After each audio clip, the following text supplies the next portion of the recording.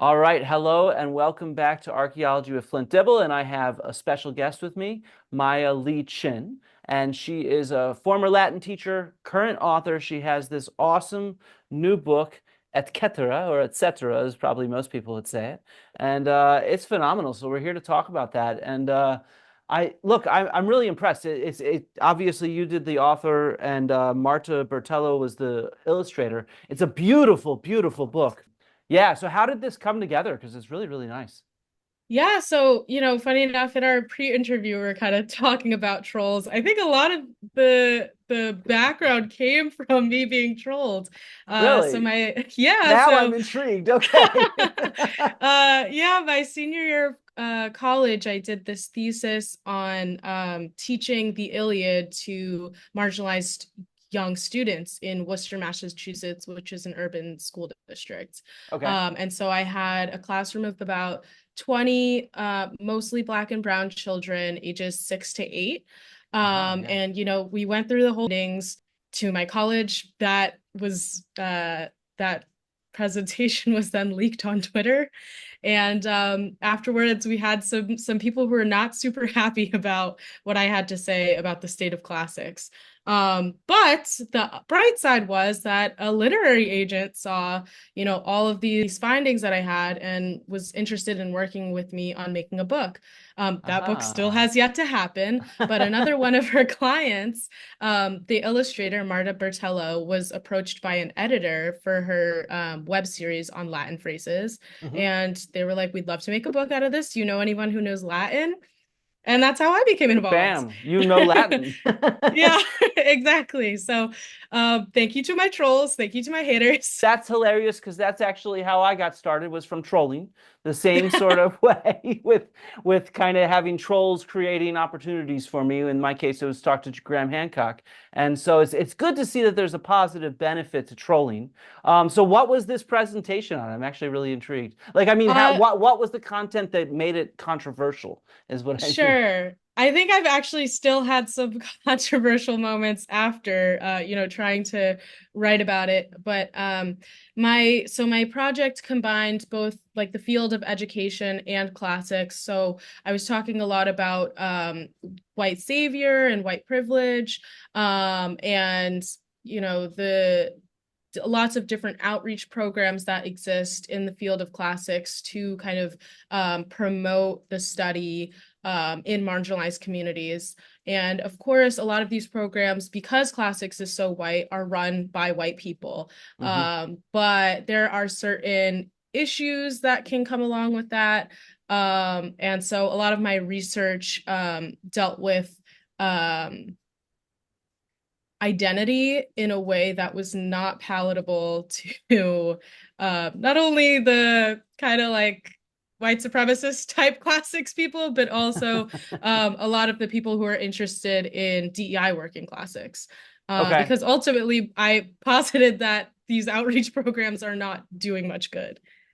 Well, that's not surprising. I think that a lot of things we hope do good don't always do good, and we need to step back and like reconsider and think how to do it better. So I For I sure. I would hope some of those people take your critique to heart, even if they did not maybe initially.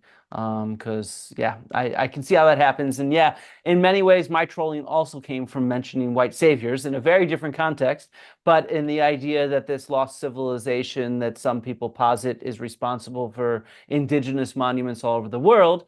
The idea is that lost civilization is a white savior type character that comes through. Mm. And so yeah, so I know the way that that kind of outrage can drive trolling and also therefore positive attention that you can try to spin. So yeah, good on you for doing that and turning it into something positive and trying to continue to do that.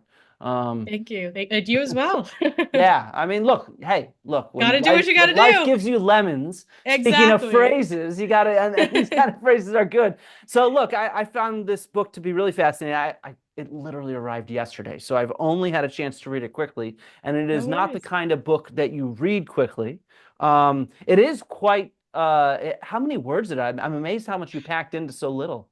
It's Funny story. Another funny story, actually. This book was way longer when I first wrote it. I'm And sure. a lot of people were on maternity leave. So this book was written like 3 or 4 times.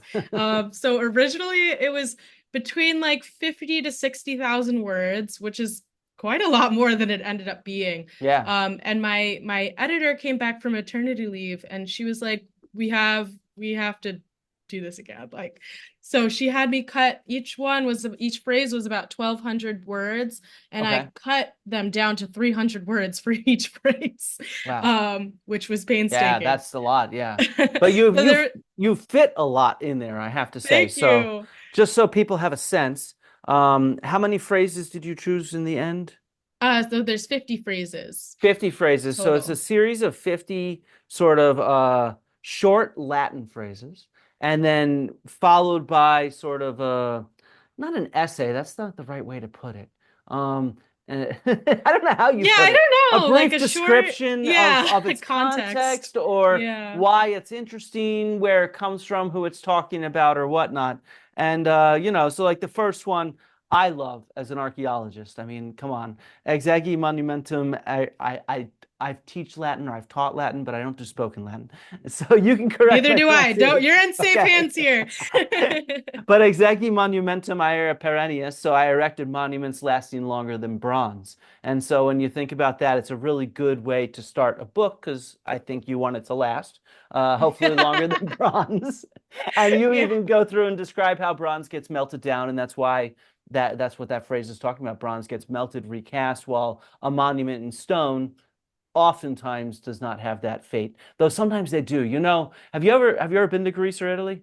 I have been to Greece. I have not been to Okay. Italy. I actually was supposed to go to my first time to Italy, March 13th, 2020. Did not Ah, happen. yeah, of course, of course. That's bad timing. Yeah. But in Greece, did you get to go to Corinth? Yes. So I did a study abroad program there the summer before I started college, and we started in Athens, and then we kind of went down to Sparta, and then like went back up, like legit walked up the countryside. It was Oh, really fun. wow. That's I was fun. miserable, but it was fun. That's kind of how life is, miserable but Yeah. fun, right?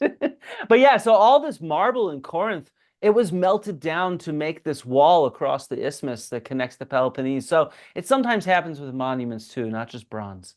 Yeah, that's awesome though. Yeah. It's funny. I actually in college I never was able to take an archaeology class. Obviously, like I graduated college during COVID, Hmm. and my senior year I didn't take any classes at all. So I feel a lot of times that archaeology just escapes me.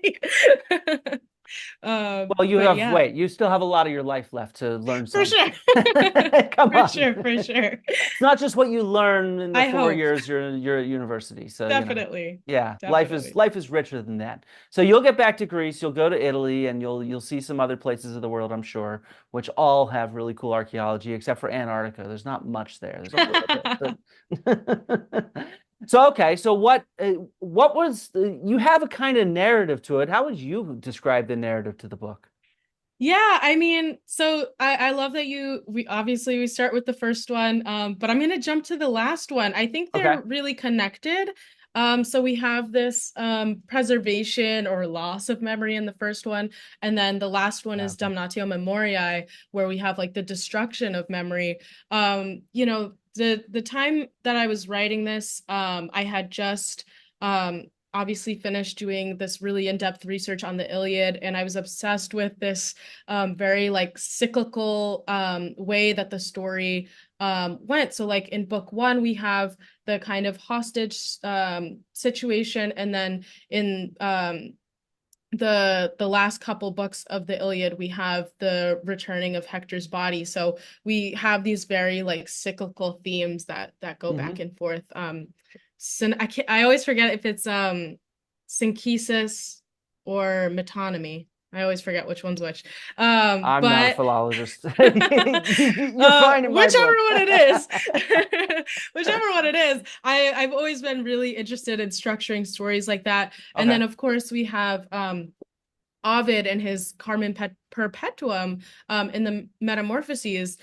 Me personally, I don't get how I've heard a lot of theories on how his myths are strung together. I don't get it.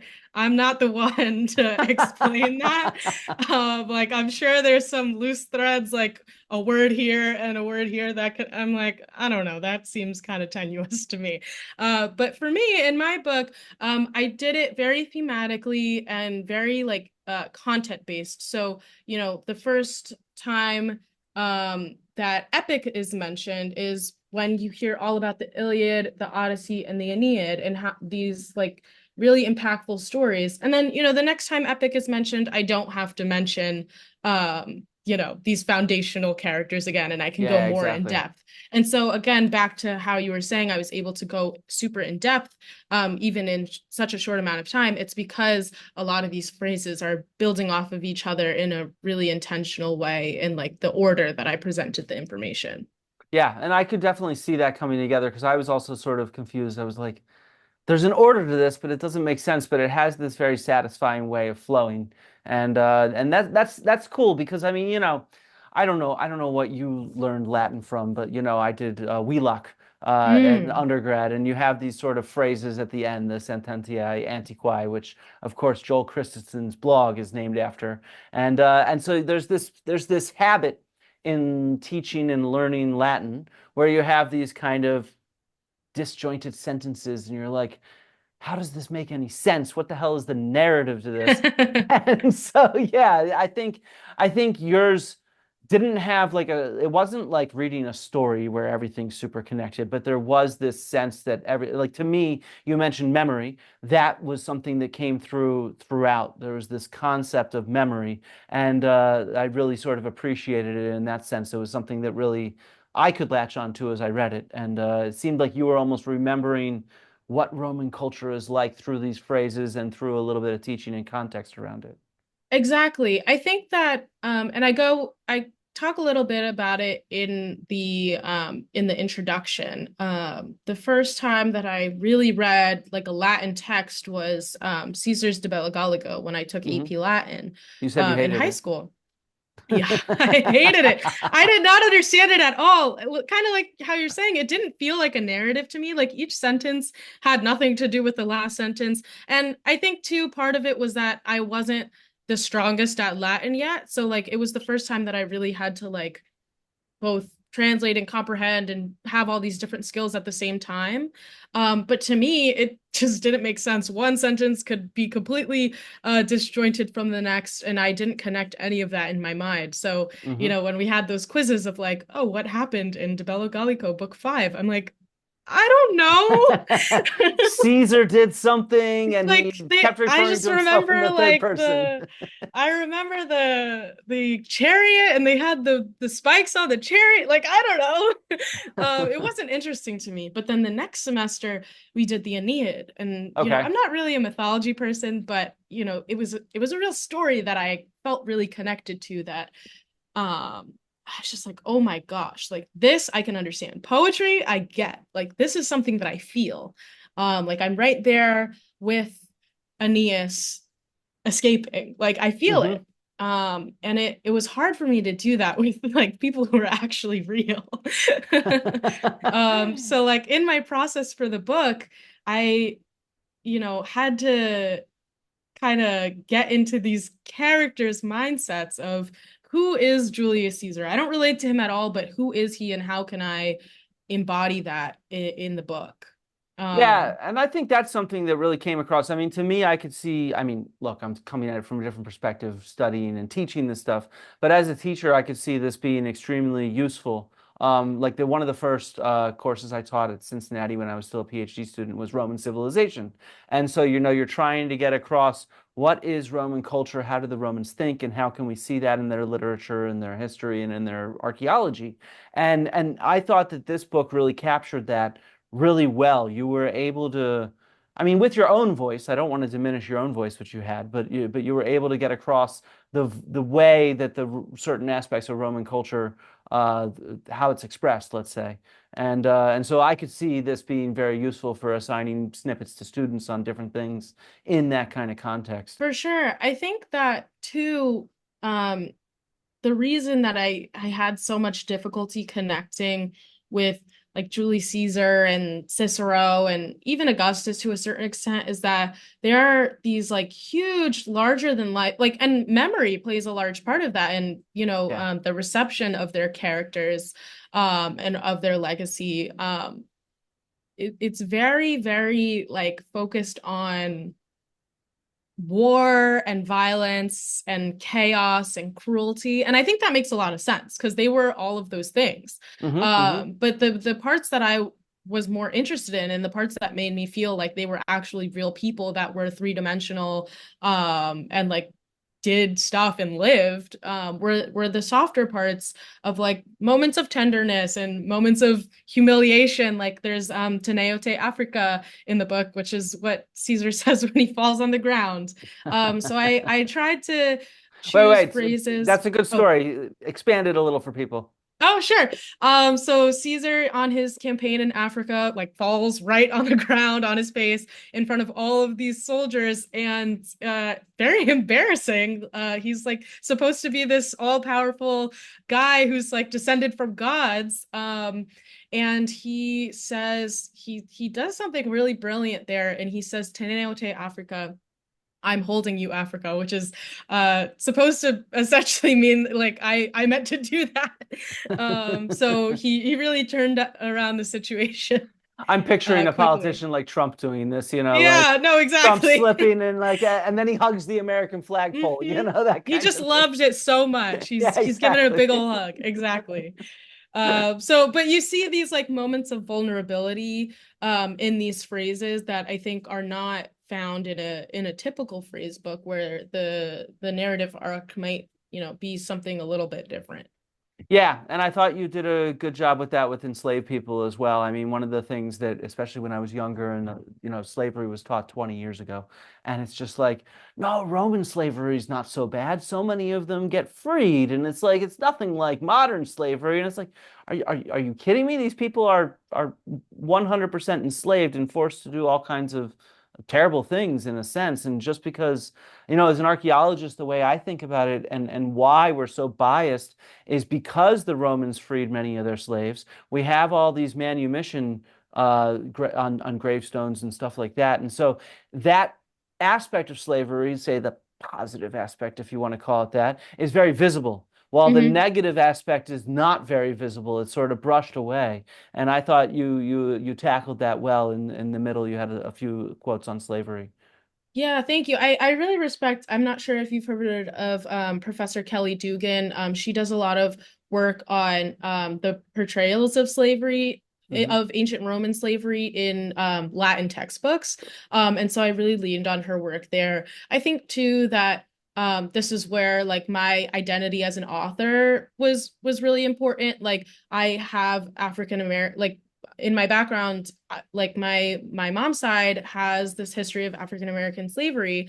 Hmm. And so I think a lot of people might expect a comparison there, and I didn't want to do that. I didn't feel No, like of that was course. respectful to the realities of this of ancient Roman situation. And so, just being able to call back to that history and make that connection was really important to me. Yeah, you had one of the inscriptions on one of the collars or whatever for Oh someone yeah. who escaped and then was caught again. Yeah. Mentioning that, yeah, I mean, Roman slavery was extremely brutal. It was extremely brutal. So it's important that we get that across when we explain it because we have evidence for that brutality, even if it's not as numerous as the less brutal manumission. Yeah, and I think too this is where like archaeology will or is very important to my career, and the combining the words with real life and marrying that disconnect, I think, Hmm. where there's a lot of physical evidence that might not get represented in a text. So there's a few inscriptions included in the book. I have something from a curse tablet, Yeah, I which saw that. I Yeah. learned about in college, and I was very interested in. And now all my friends are asking me to do curses on their bosses and stuff. You should see my video. I have a video on drugs and ancient magic spells, which includes some Yeah. curse tablets. Yeah, I'll check it Yeah, out for sure. yeah. And some Uh crazy trippy diamonds. for sure. Yeah, so there's moments in the book where, I feel like there's a bit of an admission that we can't just depend on the texts that are left behind in order to get a full picture of what life in Rome was like. Oh yeah, I mean our evidence for even today is very fragmentary, so we have to use what we have, which is everything that we can. And so Mhm. yeah, that kind of holistic perspective is important. So okay, so what's your favorite quote from the book? Sure. My favorite, it's actually one that I really wanted included. Like I was gonna get it tattooed on my body at some point, and then when I started doing the research for it, it's on page 62, I think. Venus born from blood in an angry sea. Is venerem e rapido sentiet esse mari. I love that quote. I think it's so beautiful. Everyone hates on, I pronounce it Tibullus, but I've heard Tibulla, like I've heard a lot of different ways to say his name. Everyone hates on him. I love him to death. That is my guy. He's toxic, but he's kind of like the Timothy Chalamet of Rome, in my opinion. So why is that quote your favorite? Before I Um, ruin it for you. so So I thought that it kind of meant like, like she was born from like this violent and bloody situation, but she's still like beautiful, like she's still the goddess of love, and like, you know what I mean? Like I was like, oh, this is a story of resilience and strength and like overcoming. And then as I'm like doing more research into the like context of the line, it's like, oh, she's like Venus because she makes me feel castrated. Huh. That's Yeah. intriguing. So, all Yeah. right, maybe I won't ruin it for you, but we can make it funny. So, when I was an undergrad, God, I must have been my first year in university, so way too long ago. I was taking Greek mythology. I won't name the professor, but whatever. So, we're reading Hesiod and the Theogony and the birth of Aphrodite, which is, of course, this story where, what is it? Cronus's Yeah, wang the gets cut off genitalia. and thrown into the ocean near Cyprus, and there's all sorts of, The stuff going sea on. And foam. then, yeah, exactly. And then out pops Aphrodite. And so the professor says, whatever, I'll just name him because he's a cool dude, Peter Struck at Penn. And so he's just like, so what is Aphrodite made of? And someone's like, Oh. yeah, someone's like the sea. And, then, and he's like, what else? Someone's like, well, a penis. So he gets penis up there. Someone else is like, foam. So he puts foam up Yeah. there. Someone else is like blood, puts blood up there. Someone else is like semen, puts semen up there. And this is one of those rooms where it has like two whiteboards and you can slide the one to the top. So he Hmm. just has those words up there and he pushes it to the top and he says, now I really wonder what the next class is going to think we were talking about. Oh my goodness. Yeah, so with all of that context already having been known, a nice ablative absolute for you, I was like, yeah, but she's still the goddess of love and Yeah. sexuality. Like, that's beautiful. No, not referencing that part, just the castration part. But love can be messy, so maybe we can find a Yeah. metaphor in there somewhere. Yeah.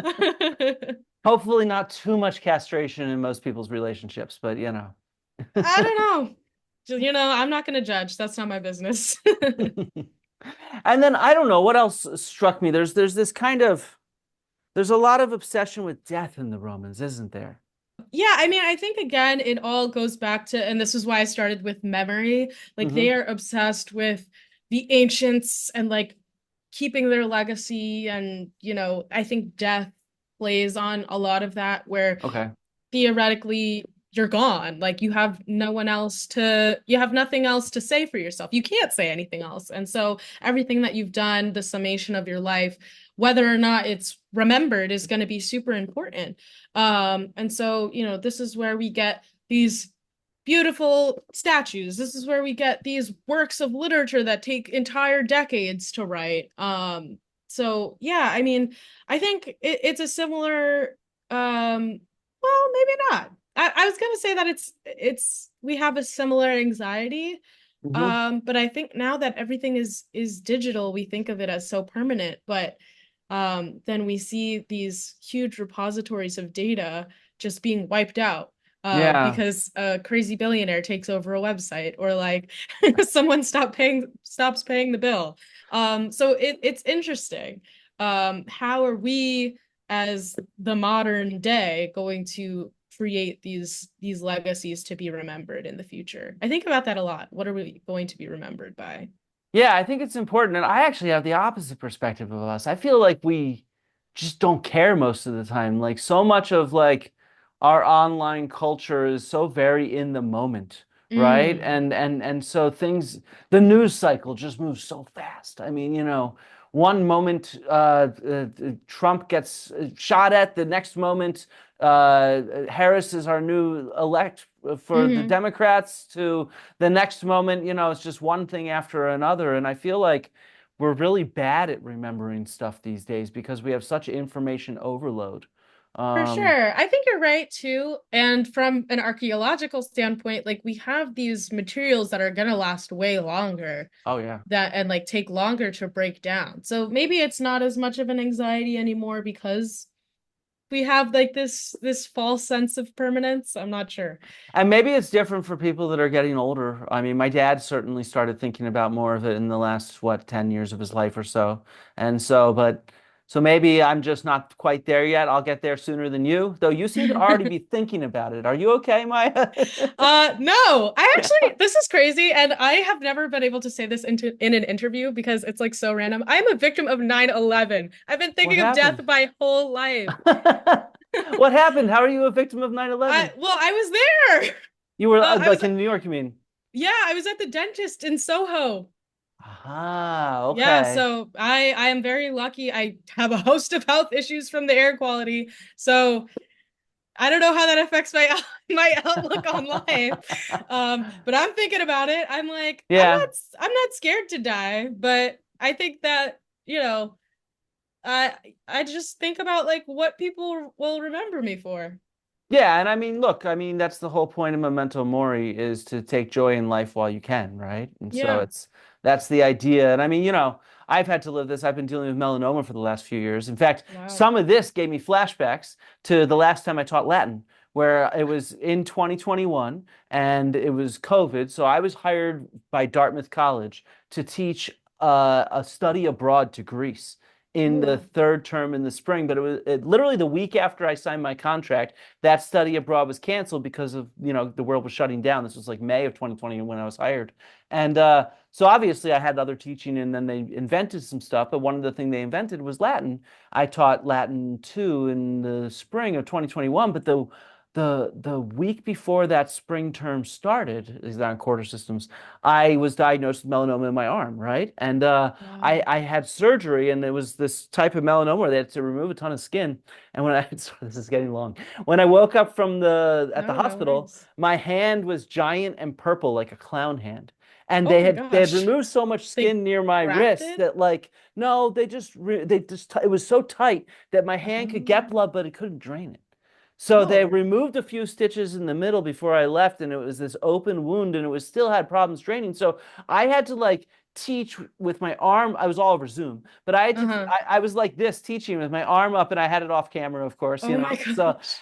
like this was me the last time I taught Latin. That was one of the two classes I was teaching, and I had to reteach myself Latin as an archaeologist. The only reason I've ever learned Latin is because I've had to, Yeah.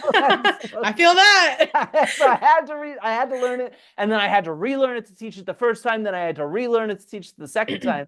And so, like the week before I'm about to have this surgery, I'm just like reading all this Latin. I'm like, all right, I gotta get this in my brain. And then I have the surgery and I have to cancel the first class. But then like the entire time I'm like trying to figure out how to teach with one arm. And I'm like, Yeah, you have to get one of those like stands that like connects well, your arm to your yeah. side. I had a pile of books that I put it on.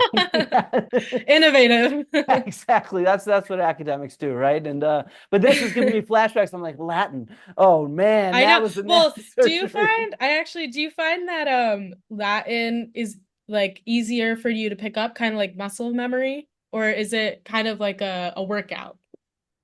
Oh, I don't know, because I do a bunch of different languages for various reasons. I grew up speaking French, so that Hmm. makes Latin kind of easier. And then I've always been interested in ancient Greek, so I read ancient Greek, and I lived in Greece for a while, and since I learned Latin and ancient Greek at the same time, so learning the grammar Oh together, wow. I think made it, well, yeah, you know, That's so tough. I look, my dad was an archaeologist, so I was Oh, in okay. the academic environment. Mm, I knew a lot about it, but I wanted to go into classics. He was anthropology. And so I was taking Greek and Roman history, right? And I said, "Ooh, I'll major. I first said I'll be a history major. Then I said I'll focus on that." And that's when I'm told, no, if you want to do that, you're not a history major, you're a classics major. And I'm like, what the hell is classics? Like, yeah. what the hell is classics? Like, why is, and I still don't even get it. I mean, all my degrees come from classics departments, my undergrad, my master's, my PhD. And it's like, why is classics? It's not a thing. Like, it's a combination of history, archaeology, and languages, right? And Yeah. literature. And so it's like, I don't know. I find it, I think this is where, I follow you on Twitter and other people of like-mindedness, where we're like, there's this, I don't know. I think just the name has a sort of a barrier to it, is my philosophy. Mm. What's your Yeah, I take mean, on this? How do we make classics more accessible? oh man. That is it's a question that I get asked like very often. I think that just especially we're in the United States, so we have a different history than a lot of the other places that are um have different problems that are studying classics, which I've realized Of course, yeah. talking with other particularly like British classicists. They have a whole other host of problems.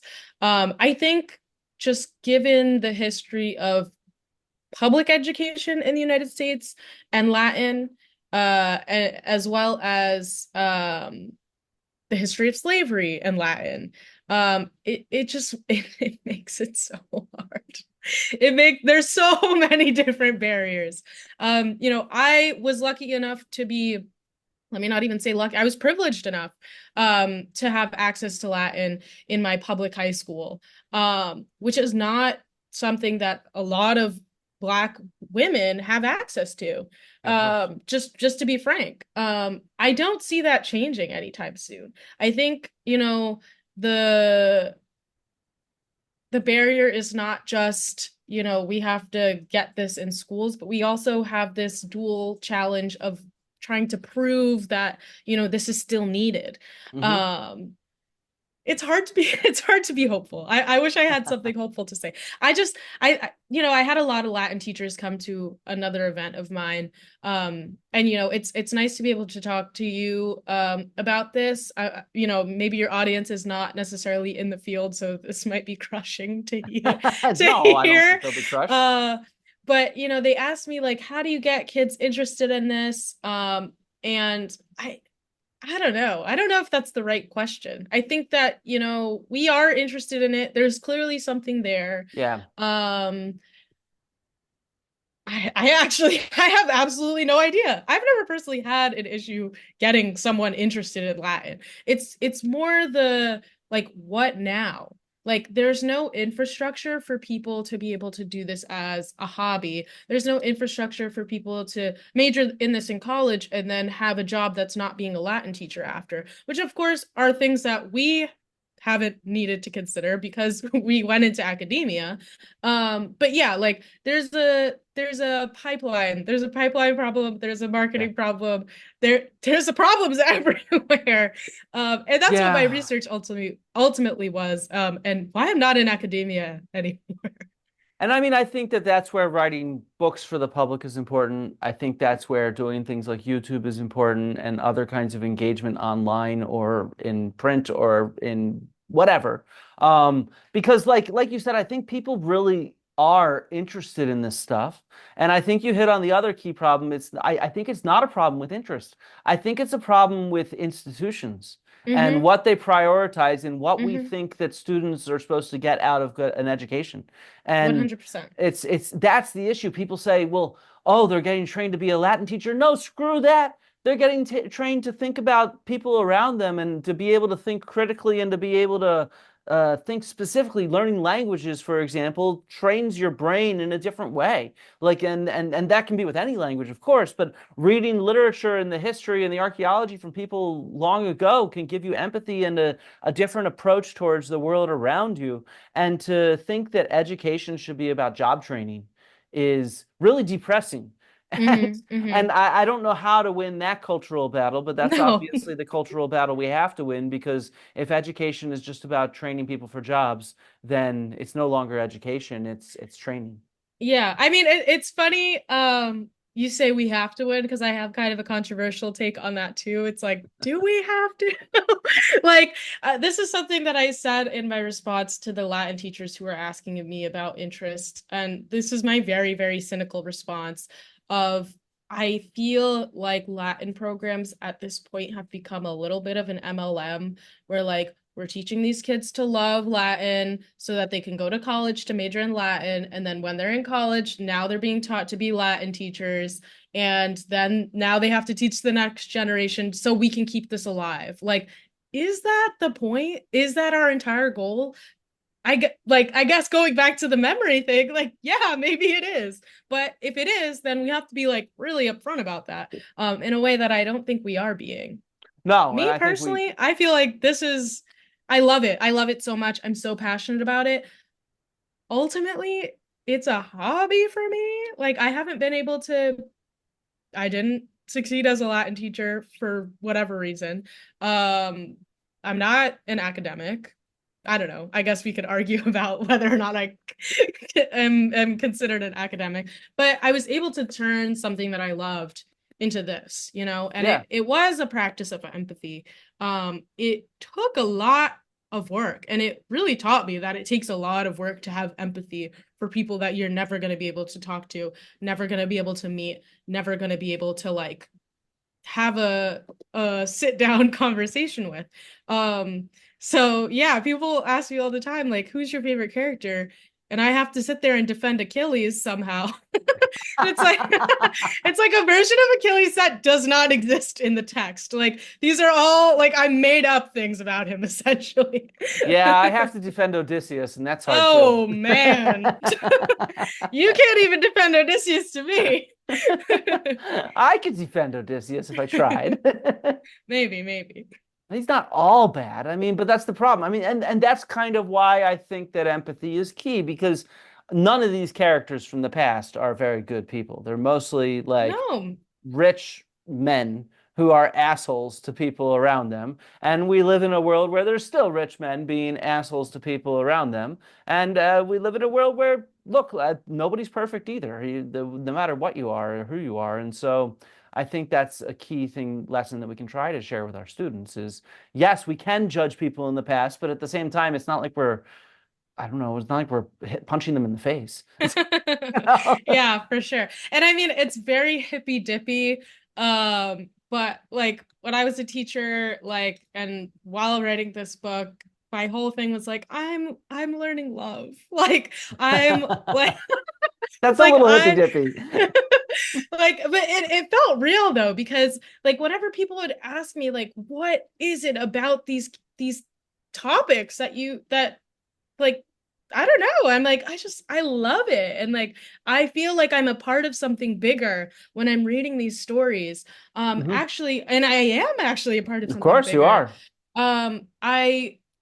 In a real sense, I And you found are an out, academic if you think you are, by the way. I appreciate that. I found out recently, I was doing some research into my family tree.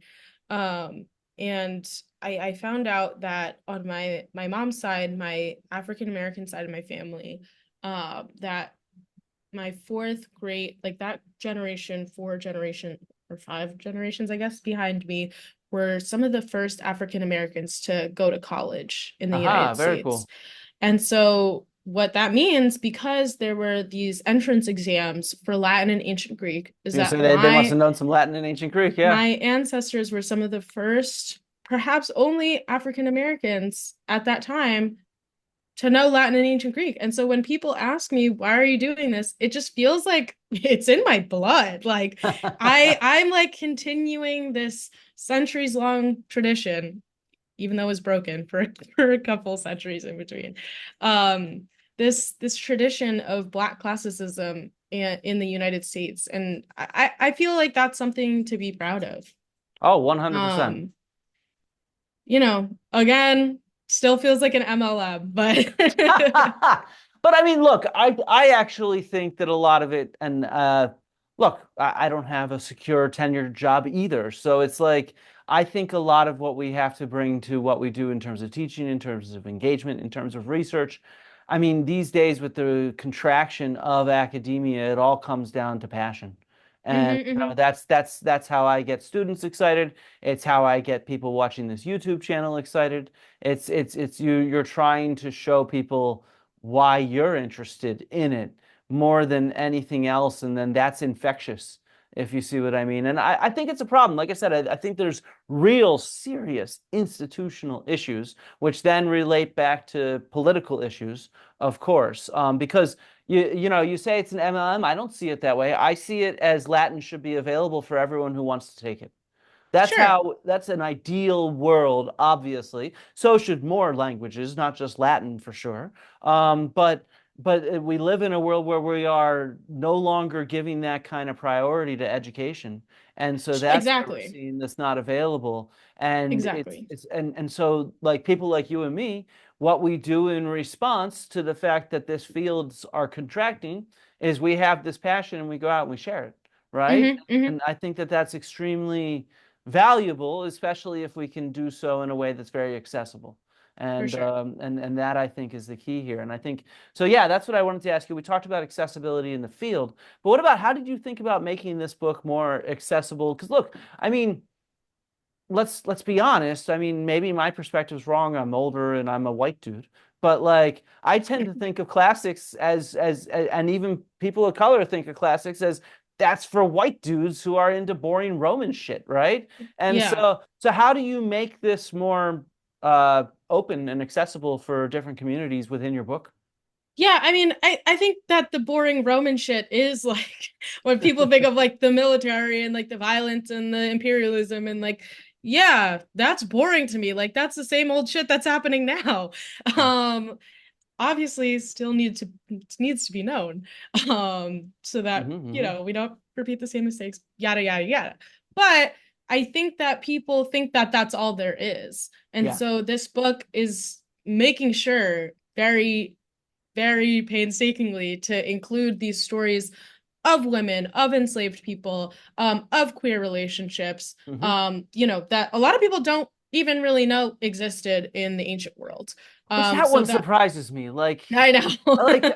I don't know. The ancient world has always been known for queer relationships. Like this is Maybe to us, but I mean, you see, yeah, like Troy, like we have Achilles and Patroclus as cousins, and yeah. just that. So what might be famously true to us, may not be the reception of the masses. And so this book is really trying to dispel those. They're not misconceptions, I don't think, but this is like bad to admit as an author that you've like read reviews, but I read them. I'm like, Of this course, is yeah, juicy stuff. I gotta improve. Like, let me know what to do next. Um, but a lot of them were like, oh, well, I didn't know any of these phrases. I'm like, what the fuck are you reading a book for? like, yeah. like what? So I think that criticism's kind of funny.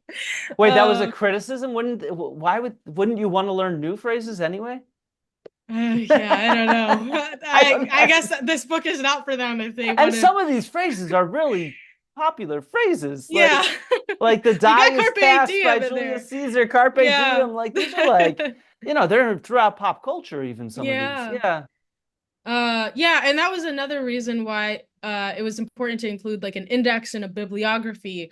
Because that was actually one of the phrases that people were like, I've never heard that before, Alia Jacta Est. And I'm like, yeah, maybe you've never heard Alia Jacta Est, but you've definitely heard the Dies Yeah. Cast.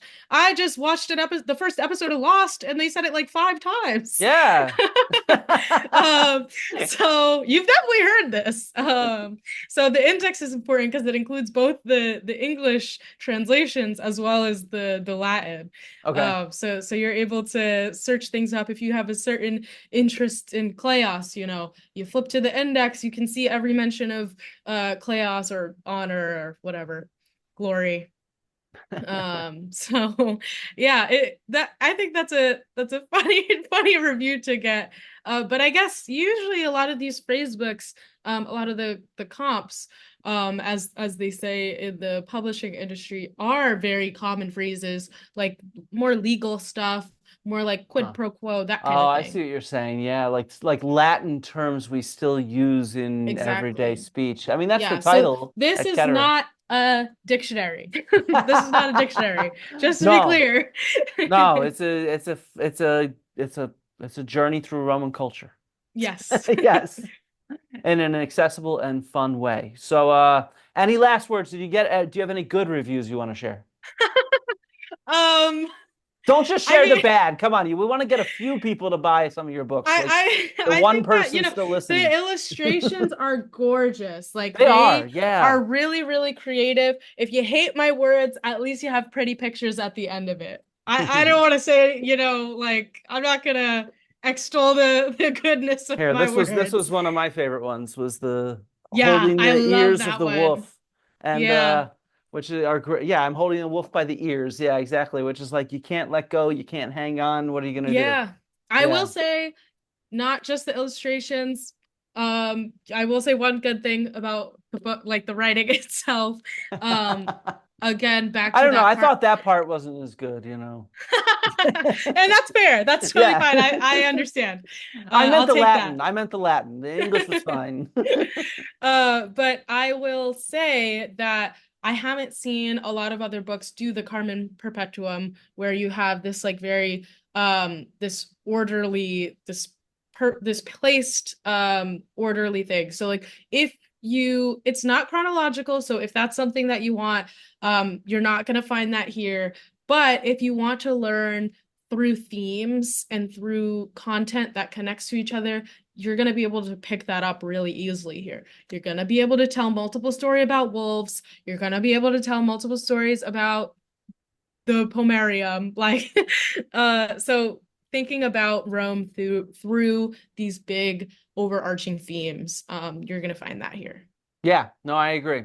All right, phenomenal. Well, thank you so much for sitting down. I hope everybody goes checks it out in a bookstore or online on Amazon or whatever near you. And thank you for coming. Yeah, this was great. Thank you so much for having me. It was great.